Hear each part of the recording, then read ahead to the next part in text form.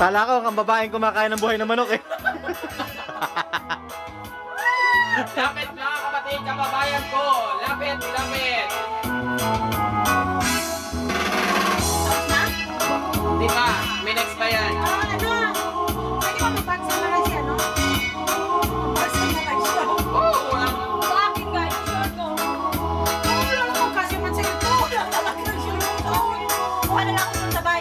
Oo, wala na kitabahay niyo eh. Tol, kasi ba ito sa'yo? Lagi. Lagyan niyo ng ano, strong pan.